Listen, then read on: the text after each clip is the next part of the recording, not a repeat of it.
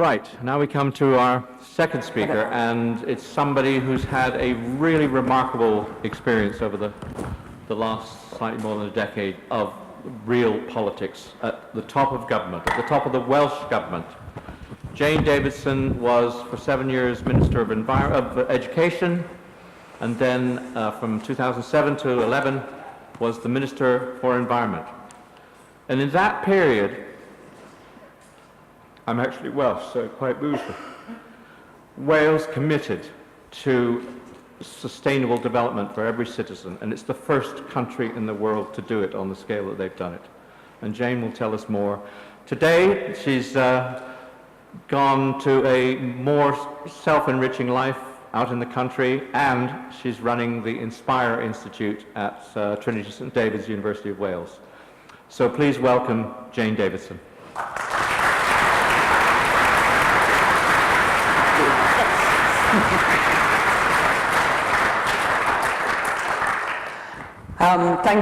Thank you very much, and I'm really pleased to join you here today. Wales could not be more different to the presentations that we've just seen. As Herbie was speaking, I was thinking about the fact that our largest city is 350,000, Cardiff. We only have 3 cities, pearls, we think, along a South Wales corridor, Newport, Cardiff, and then Swansea. The M4 is our only motorway, and it only runs as far as Swansea. So we're talking about a completely different kind of experience to the experience that has been outlined. And we need both. We need to look at what we can do in the small countries of the world. And all the work that I've done on climate change over the last decade, we've been looking also particularly at the role of regional governments, because in many ways they're so much closer to the people than national governments, particularly member states. So what I hope I'm going to do in my short time available to me this morning is look at the journey that we took in Wales and the kind of policies that we introduced. And also to say that some of them might have a lot of favour with people in this room, but we haven't necessarily got the buy-in in Wales yet. So how do you both introduce policies in a top-down way as a government that allows people permission and support and encouragement to behave more sustainably, but how do you also engage with populations in a way that means they want to pick up those kinds of opportunities? And it's increasingly clear to me that unless you do both things at the same time, that we won't get the major revolution that we need in this context.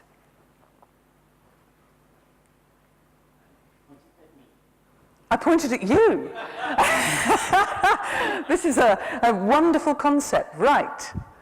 Okay, there we are. I could not come to my first Schumacher lecture without saying that this is what inspired me. Back in the 1970s, I was a very, very unhappy schoolgirl, incarcerated in a boarding school in the UK at the age of 16. And I say incarcerated because I'd been brought up in what is now Zimbabwe, where my father went out to start the medical school. And the whole of my childhood was out on a bike, in nature, being with nature, learning stewardship of nature. It was taught to me in school, it was taught to me by my parents, it was something I did as a matter of my childhood. Learning how to make fires, learning how to have fun, but also learning how to be responsible. And I think that notion about always thinking about our responsibility for this system that is the earth is something that we often lose. And the reason I'm showing this slide in particular is that's not just any old globe. That is science on a sphere. And you can see it sometimes in the National Science Museum, and it is actually a massive computer. And you can put all sorts of natural disasters on it. You can look at progressive tsunamis, you can look at earthquakes, you can look at flooding, but you can also look at the spread of disease. You can look at where countries in the world have good education systems, where they don't. You can look at where food is growing successfully, where it's not. You can look at changes. And I think it's critically important that we remember that we're part of that bigger whole, because the earth shows no favour in terms of political boundaries, country boundaries, and we have to always look at the role we play in terms of our role and how it affects others elsewhere. 1999 in Wales, there was a new paradigm. And what I want to try and do with these slides, we will make them available to everyone later. So a bit like Herbie, I'm going to refer to them, but only on the basis that many people don't know that across the border, literally in your case, just across the Severn, for those of you who come from Bristol or the surrounding area, is a country where those people who set up the National Assembly for Wales had a vision that the new government would be different, that it would have sustainable development at the heart of what it did, and it would promote that in the exercise of its functions. And that the ministers would be accountable for that as well. They would have to report back. So right from the beginning of the process, this was established. The definition is used, the Brundtland definition, but what interests me actually is when everybody quotes Brundtland, they don't look at what lies beneath. And it's what lies beneath that I think is so important.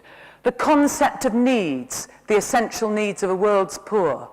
If a government doesn't look after its weakest, it is not civilized. I just think that's a fundamental principle of good government. And I think the other element is, what are the limitations that government should put on the activities of its people, whether or not that's technology or whether or not that's social organisation? Because that's actually the big question government should be looking at. If it's going to make for a fairer future, then it does have to think about the idea of limitations. So taking the idea that, we don't like regulation, so you can only have a new regulation if you take one out, is in a sense a process approach to government. It's not about changing the agenda, and that's what we need. Many of you will also know here, because of the kind of interest that you have to be in this room today, that the Sustainable Development Commission, which worked for a long time across the UK, it came up in 2005 with an approach which governments could use to sustainable development based on those 5 principles. And interestingly enough, it wasn't just governments of a particular party. It was actually engaged with by all the governments across the United Kingdom, including Northern Ireland. So there were 5 political parties in the mix that signed up to those principles. But I don't think you see them really espoused much anymore on a UK-wide basis. But just that, getting that balance, government actively looking at balance in the way it makes its decisions is something I feel has to happen if we're going to make this agenda work. And I think that bottom one, using sound science responsibly, is hugely important. The messages we've been getting about climate change for so long are not always being used responsibly. And if governments did use sound science responsibly, it would change the way they take their policies forward. In Wales, I was really keen as Education Minister to change our education system. We changed it, we introduced a new foundation phase, and all those things I did as a child, out there on bicycles, learning how to make fires, outdoor education, we've got all of that in the Welsh education system. So if you're educated between the ages of 3 and 7 through our foundation phase, you have outdoor learning. You do learn how to ride a bike, you learn how to make a fire. And I was telling Mary from Incredible Edible in Todmorden this morning, my favourite headline in my whole 12 years as minister was when our local newspaper, the Western Mail, came to us and said, "It can't be true. She is not going to make children play outside in the rain." And I said, "Yes, I am." "But I'm just going to make sure they've got the clothes to do it." So my favourite headline was, "Minister makes children play in the rain." We should all be playing in the rain. We're very lucky to have rain. Rain helps us grow. So we do, and our foundation phase now, all the schools have gardens. All the schools are growing. It doesn't matter whether they just have tarmac yards, which some of them have dug up to create fire pits, etc. And yet when I first became minister, they all wanted to get rid of the land around the schools because they couldn't afford for people to mow it.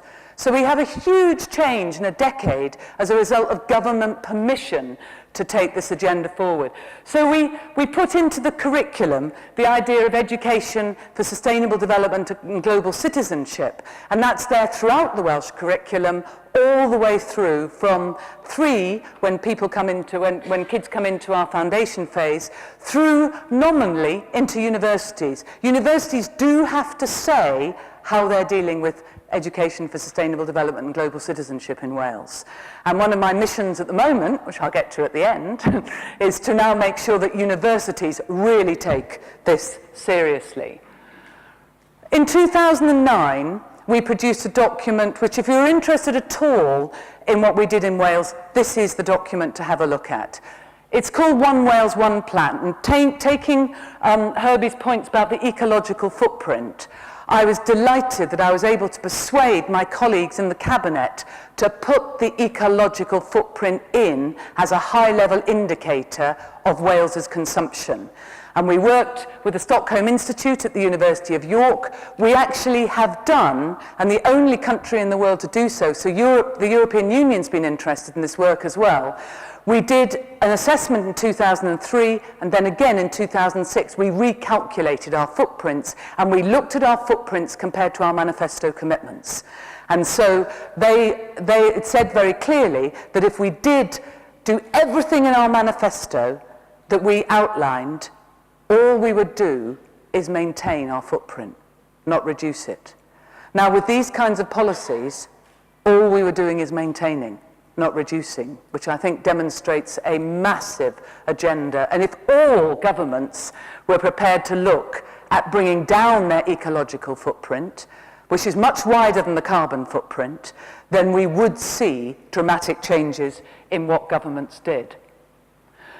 We have got a number of key sustainability drivers in Wales, and that notion of bringing others into the mix. Obviously, we had, top-level constitutional commitment, advice, shared UK framework, Sustainable Development Commission, statutory commitments in the curriculum, education for sustainable development. But we also have our Wales for Africa programme. We've got no Foreign Office powers. We have the largest number of towns and villages linked with sub-Saharan Africa in the UK. And we've actively supported it, or when I say we, this is my previous role in government, we actively supported those community links so that communities could learn from each other. We became the first fair trade nation in the world in 2008 because we wanted to demonstrate the supportness for justice and fair play. And we actively, through One Wales, One Planet, signed up to the principle that the government would put sustainable development at the heart of what it did. But did that work? I'd decided that I was going to leave government in 2011 to go off and live in my small holding and to get my new mission. But I wanted, before I went, to understand how effective we'd been in taking forward the kinds of policies that I'd introduced. We have low-carbon buildings in Wales because I built it into the planning system. We have the opportunities for eco-villages in Wales because I built that into the planning system. We have the best recycling in the UK because I introduced new statutory requirements on recycling to form the closed-loop approaches. We have charges on carrier bags in Wales because I introduced charges on carrier bags in Wales. And interestingly enough, at the Hay Festival only a couple of weeks ago, people were coming to the festival saying, the co-op in England is charging. It is not charging for carrier bags, it's giving out carrier bags free. This is outrageous. It's in Hay, and of course a bit of Hay's in England. But, yeah, the things are, and I know now from people who are campaigning on this in the UK, you actually do have the ear of government. You may well end up with legislation that enables you to also have charges. Those charges have led to a 94% reduction in carrier bags in Wales. So the litter is reduced, The landfill is reduced, and also the 5 Ps have gone to charity. So our environmental charities and some of our health charities are benefiting from the charge in Wales. So although I was doing all those things in my portfolio, when we had an external assessment from WWF, we found that lots of other policies from other ministers, we were in coalition, were not delivering. And when, and this is the most damaging one, when the Wales Audit Office looked at whether or not the cabinet principles about sustainable development were being delivered throughout the civil service, it was a big fat no. And I think that is an absolute critical element of this. So the top civil servants were telling ministers, it's all happening, it's all right, it's all fine, it was being written into speeches, but the delivery wasn't there. And a government which is seen to have a different message from its delivery is a government that people don't trust. And it's really important to get that trust together with the delivery. So if we take, how can organisations change behaviour? For me, and this is non-scientific, and if there are academics in this room, you'll know there is so much work going on this agenda at the moment. But I think for me, it comes down to some fairly fundamental elements. Part of the reason I did what I did on recycling and on carrier bags was about the fact that the culture of consumerism was a measure of success. So we were throwing away so much because people were going on to the next new shiny object. And I thought, if we can make recycling and reuse and reducing use far more of the culture in Wales, then actually we will start challenging that culture and consumerism. And Wales is poorer than other parts of the UK. So actually the fact that there are very strong fair play values at times of austerity, when the incomes in Wales are going dramatically down, this is a really important agenda. The second one is about the role of education. And that's absolutely critical. And what we did was we changed the education system in policy terms. We've got huge challenges in the education system in Wales. Our outputs are nowhere good as England or Scotland in terms of GCSE results and others. But we also have much poorer communities. We now have 5th and 6th generation unemployed. I didn't even think I'd live to see that kind of awful statistic in some of our valleys communities. And I just go back to the Jesuits. You know, as a teacher myself, give me the child until he's 7 and I'll give you the man. Because I know that when I look back, and if you all look back at your own lives and think about the values that were inculcated in you in the early part of your life, and those values are so important in terms of who we become for the future. And if those values can continually be endorsed and reinterpreted and supported by government as well by all our other informal and formal structures, then it will lead to a different set of outcomes. And Wales is a much more community-orientated country, generally, than certainly than England in terms of big policy terms. We didn't need to call it localism, we didn't need to call it a big society, because we just do a lot of that. Anyway, we didn't need names to be ascribed to it.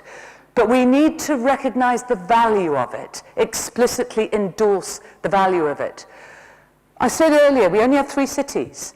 Half our population live in those, the rest of us live in the rest of Wales. There are 10 million sheep in Wales. We are rapidly outnumbered, particularly in the rural areas. We're outnumbered 10 to 1 by the sheep.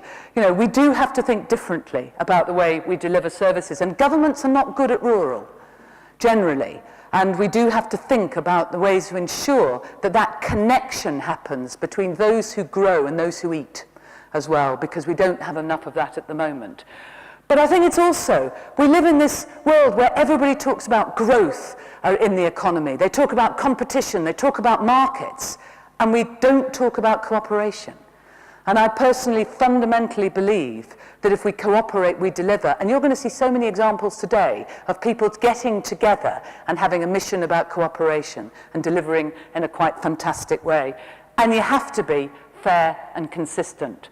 So I think government can give permission. That's, I think, one of the most fundamentally important aspects of government. And it very much fits with what Herbie was saying about having carrots and incentives. It can give permission, it can give encouragement. And if it does those things, people will change, particularly if they see financial benefit. And so feed-in tariffs were very good for financial benefit, and then, oh my God, people want them too much, we'll stop them in their tracks. That's not good government. That is not sustainable. That is short-termism, instead of thinking perhaps some other area of government should actually pay to enable more of this to happen and more encouragement elsewhere. And we should be designing and delivering services differently for the long term. So we, very much in Wales, I've been absolutely wrestling for years with the idea, well, if we all say this is a good thing, why won't people buy into it?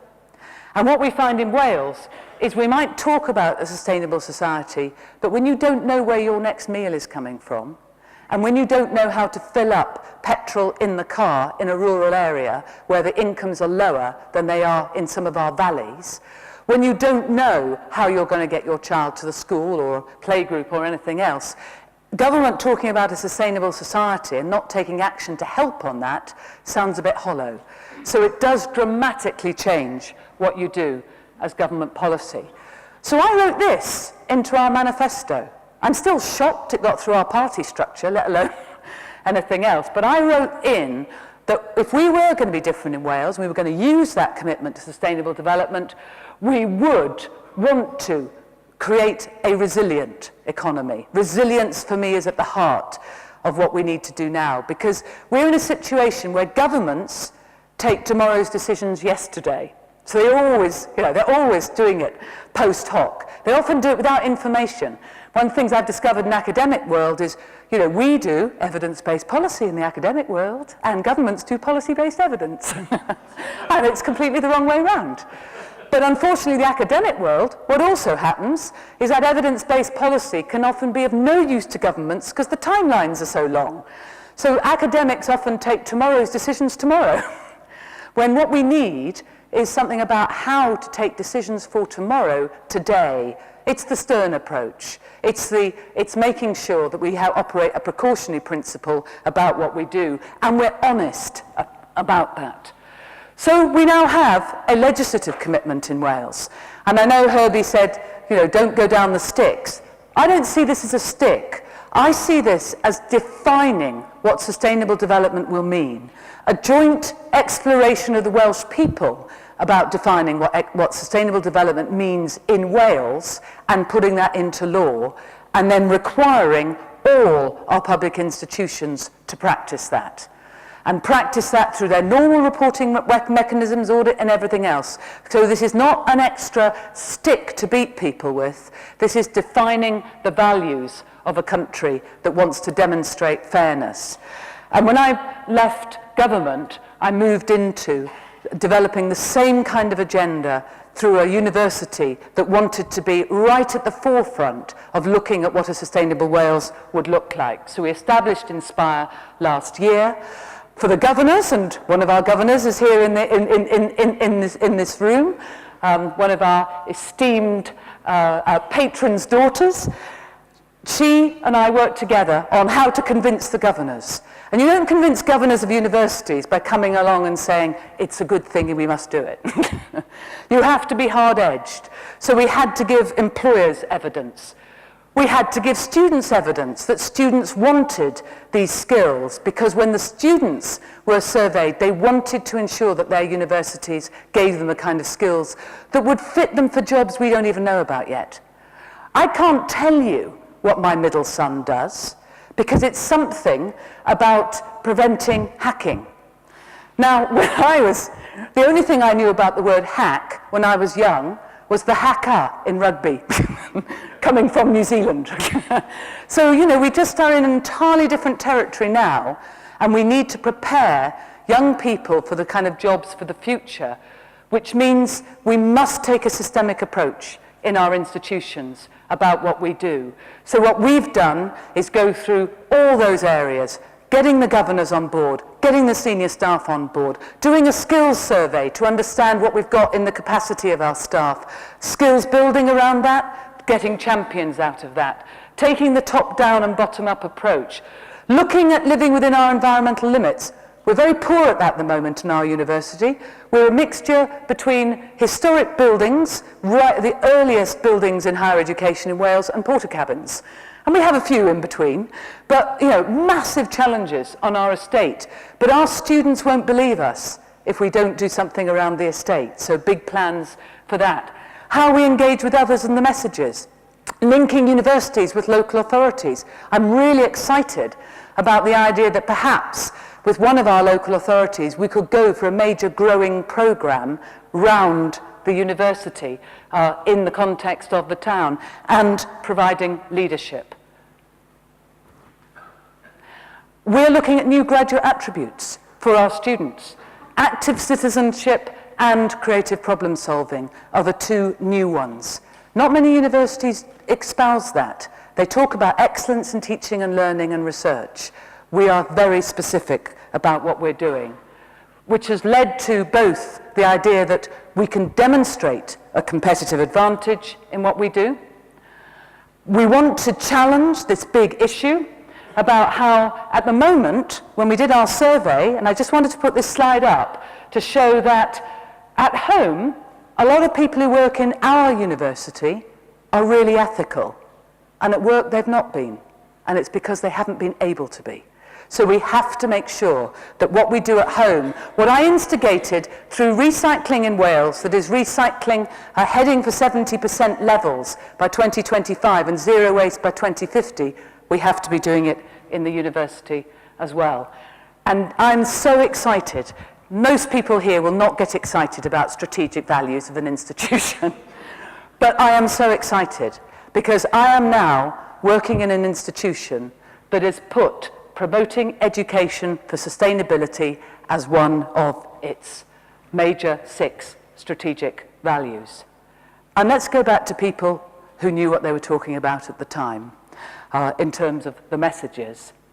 And I'm also so excited that we won the Guardian Award for the most sustainable higher education institution in the UK this year. You won't have heard of us yet, but you will. Thank you very much.